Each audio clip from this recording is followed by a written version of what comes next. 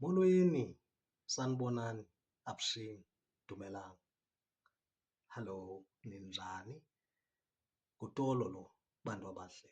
Utolo nguZulu, ndipha phezulu.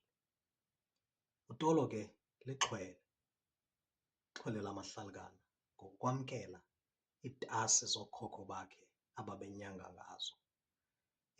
Ekuzamkeleni kwakhe ezi tasi zokhokho, back then I thought really that I would just be a herbalist, not knowing into yobana indlela inde akupheleli nje ekwamkeleni izitasi nokufunda iyeza.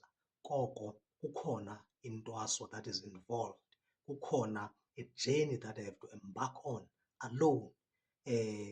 Loo ndlela inde injalo yokuthwasa ngokwakwamoya ndizihambela ndedwa, indim ilithongo, inguThixo. So ndilelo xhwele linjalo ke bantu abahle. Nendathi ke ekwamkeleni kwam ezitasi, ndasebenza ke ngamandla ngeyeza, ndiphethe ke ulugxa. Ndihamba ndiyicholachola, kwade kwafika ilixa lento yobana ngoku kufika ilizwi elithi mandibeke phantsi ulugxa ndijonge phezulu. Ekujongeni kwam phezulu yawa phezu kwam, ndayibamba ndayombatha, ndathobeka. Kanti izawundiphakamisa le nto. Bantu abahle, ndifuna ukuthi kuni xa ndiqala kwividiyo yokuqala of this channel, ndifuna ukunyathela kuqala eli gama lithi ukuthwasa. Ngubani othwasisayo? Remember ke zihlobo zam into yobana mna I'm just bringing my information, my insights, with the hope that this will reach umntu that is in crossroads and not understanding what is going on. Because xa umqonqo wabantu abadala ufika kubakho ubunzima, kubakho ukugungqa kwezinto, engakumbi xa kudala uzingile umqonqo ungade usabele. Kuba khona umonakalo, kuba khona izinto that you experience, kuphela zimali, kuba kubi ebomini, not because uyagwetywa. Koko, this is just a sign. Remember, in spirituality, we work with symbolism.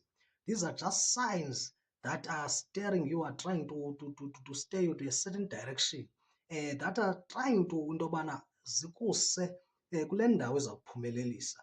Ngenxa yongazi nangenxa yenkani zasemhlabeni, wale ukusabela nokujonga kule direction. Kube kubi ke ngoku ebomini nasemsebenzini ufumane ukujikelwa zii-colleagues, yonke into efani, yoyanyaniswa nakuba ngalahleka iimali ezibethwayo zikhonjwa kuwe, nee-clients kuba ngalahleka zifowuni kuthiwa zikuwe. You don't understand into yobana udibana njani na nezi zinto. Unezizotha ebantwini, ude ube nezizothe kubazali bakho, ube nezizothe kwii-brothers, ube nezizothe kwifemeli yakho, your cousins that you thought were your best friends. But ufumanisa ubana the betrayal, the disappointments, and the realization that these people, they are not really my friends, they are not acting like my family, not because kuyohlwaywa okanye kwenziwe into yobana uzube nenzondo ngakubo. Koko kuzoko ilithongo, kuzoko ngabantu abadala, kuzoko nguThixo ubuqu enkqonkqoza. So xa ndiniphathela ke bantu abahle ezi insights, ndisenza le channel, ndisiza kuni zindlondlo ezikulu, bantwana basekhaya, ndiyanihlonipha mani, because mna ngokohlobo endiqeqeshwe ngalo nangohlobo endithwasiswe ngalo, ndithwasiselwe ukumhlonipha umntu nombonakala emncinane naphakathi kwabantu, kodwa ndithwasiselwe, ndifundiswe ukuthobeka. Yiyo ke ngoku le nto ndinibiza ngamagama amakhulu kangaka. Xa efikile lo nkqonkqo kwenzeka ezi zinto ke bantu abahle ndizibalayo, zingemnandanga nangaphezulu. Uba sesihogweni, ngokwasemathongweni akubikho nto imnandi, akubikho mnandi ukulala, akubikho mnandi ukuphila ngokwasenyameni, because kaloku remember, kukho imithetho yemvelo neyimithetho yendalo, the universal laws, abanye bathi the hermetic laws, because they were taught by uHermes Trismegistus, the greater great, the greatest great, the scribe of the gods. So abanye ke bazithathe ke these universal laws, kuthiwe zezakhe uHermes, bazithiye ngaye. The very same universal laws that Jesus the Christ himself used to do his teachings, Zade ke ngoku ezi universal laws zakhona kumthandazo wasishiya nawo onguba wethu wasezulwini. Xa siyifumanisa wena sityhilelwa ngumoya, sifumanisa into yobana kulaa mthandazo wonke ucengceleza these universal laws. Bantu abahle, bantu bakuthi, ndiza kuni ke ngoku ukuzisa ithemba kwabo balahlekelwe lithemba. Bantu abahle, ndizisa kuni ulwazi kwabo baswele ulwazi, bantu basekhaya. Kodwa ke kule video yanamhlanje eyona nto ndifuna uyinyathela tanci yile ndawo ithi ukuthwasa. Ngubani na othwasisayo? Ngubani othwasayo? Kuthwaswa phi? Ndizozama ke bantu abahle into yobana ezi ncoko zam ndizibambayo nani bahlekazi abakhulu, ndizozama into yobana ndizoyamanise with these universal laws, mhlawumbi ndizoyamanise with the Bible nazo zonke iintetha nobomi bukaYesu, ukwenzela into yobana sifumane uku-understanda more into yobana kutheni le nto sizoba ngamakholwa, kutheni le nto ngelinye ixesha kuye kubaluleka into yobana kuko konke sibe noKristu. Ukuba noKristu ke bantu abahle yintlambuluko. Yeke enye nenye ethethekayo mna ndityhilelwe ngokwamoya into yobana ukuba noKristu yintlambuluko. Ndizawuza nayo ke bantu abahle ukwenzela into yobana niyi-understande le nto ngokwale level ndiyi-understanda kuyo, bantwana basekhaya. So ngubani othwasisayo? Othwasisayo lithongo. Akekho omnye othwasisayo bantu abahle. You may be assisted ngabantu abathile here and there abasebeyihambile le ndlela ye-spiritual journey, but the main gqobela othwasisayo lithongo.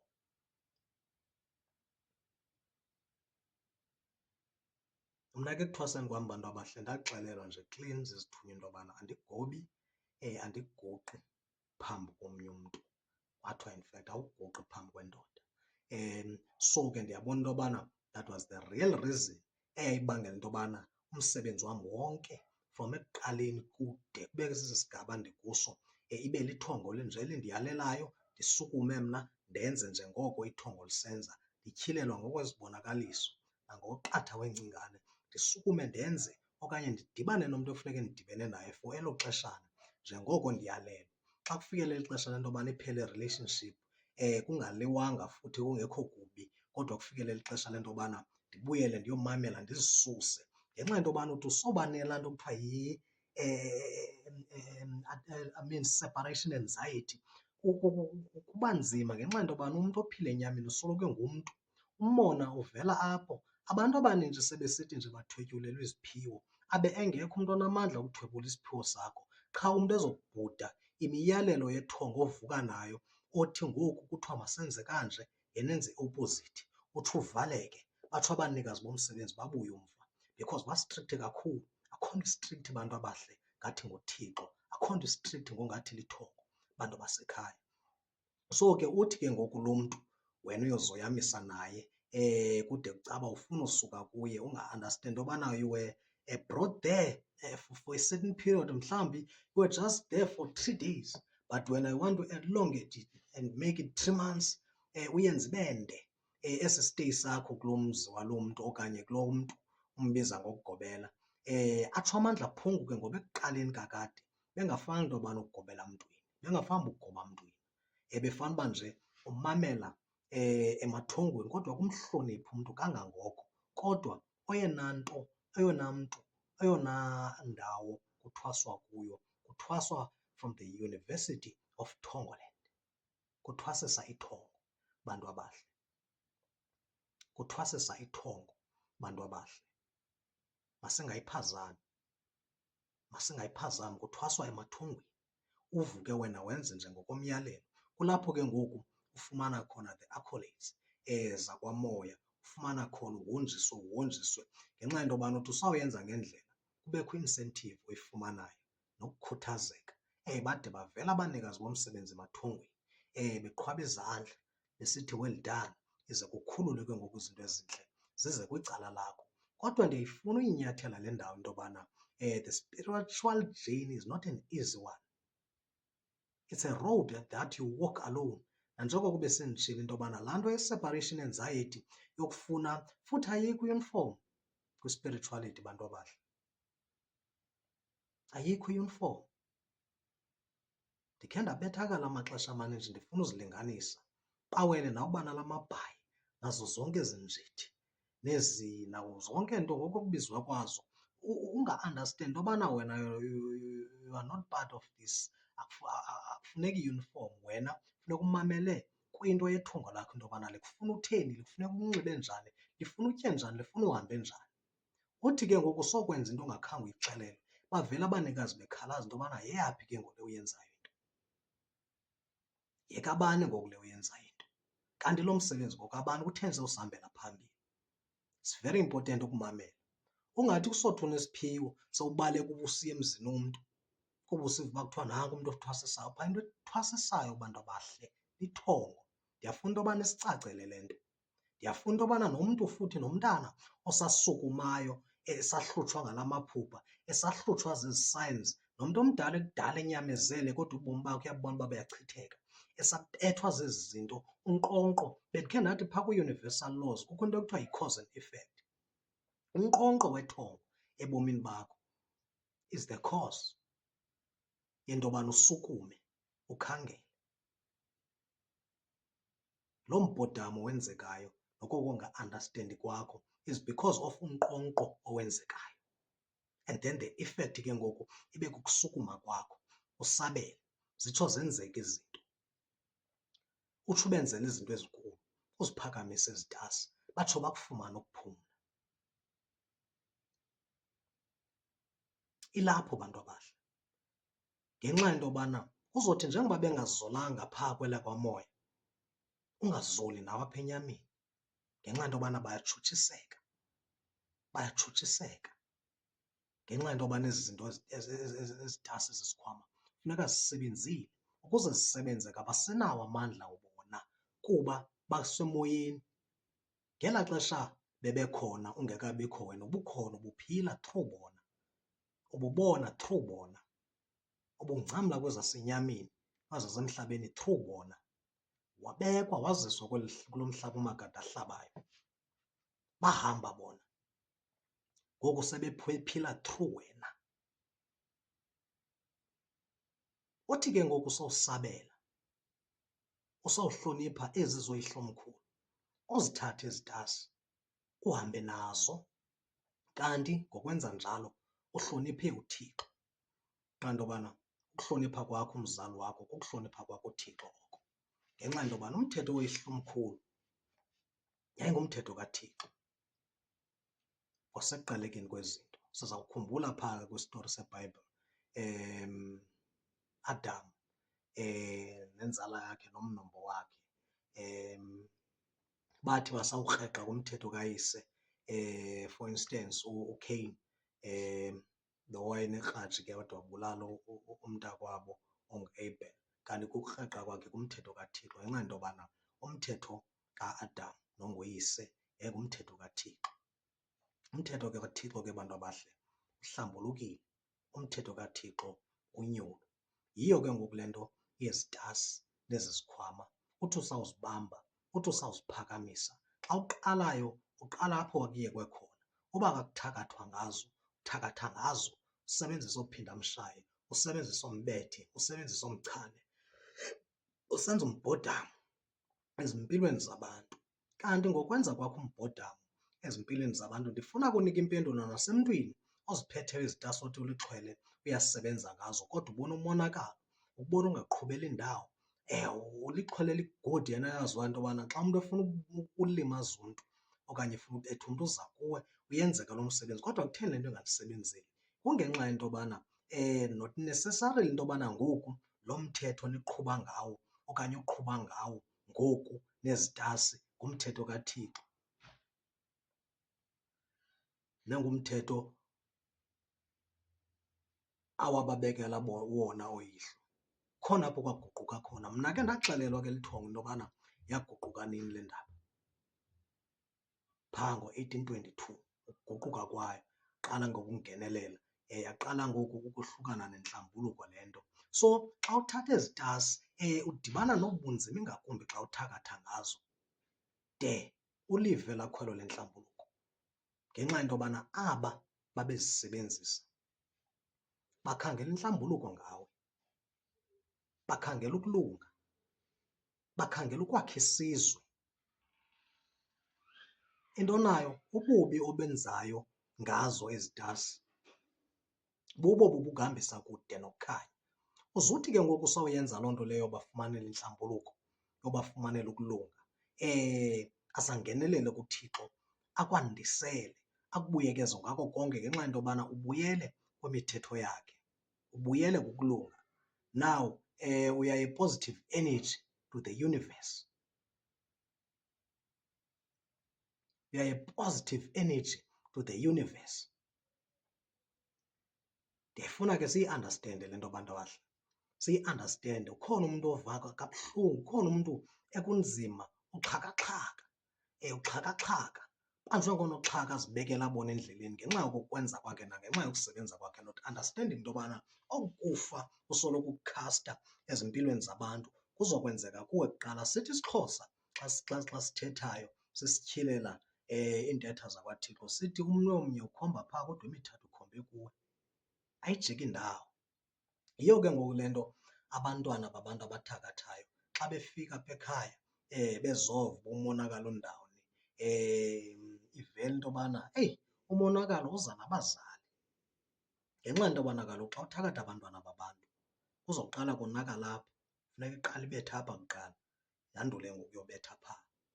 Umnwe omnye ukhomba phaa kodwa emithathu ukhombe apha, meaning lo monakalo usoloko umdala, lo mbhodamo usoloko udala, ngulona uzomanifesta physically kuqala apha kuwe before umanifeste on the environment surrounding you, but uzawuqala umanifeste kuwe kuqala.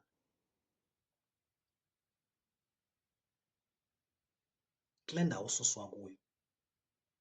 So we need to be careful when we do these things. We need to be careful what we engage in, bantu abahle, because the laws of the universe, lo mthetho uthi umnwe omnye ukhomba phaa emithathu ukhombe kuwo, imithetho yendalo leyo engasoze iphinde ijike ndawo. Part of these universal laws that I'm talking about. Same thing, ukungahlambuluki kwentliziyo yakho nongahlambuluki kwangaphakathi kwakho, loo nto leyo hamba ke ngoku imanifeste all around you. Sithi ke thina abantu bakwamoya xa sikujongayo sibona umbhodamo owenzekayo ebomini bakho, sibone ukungalungi kwentliziyo yakho nokungahlambuluki kwakho, ngenxa yento yobana into eyenzeka ngaphandle, everything bantu abahle, start within.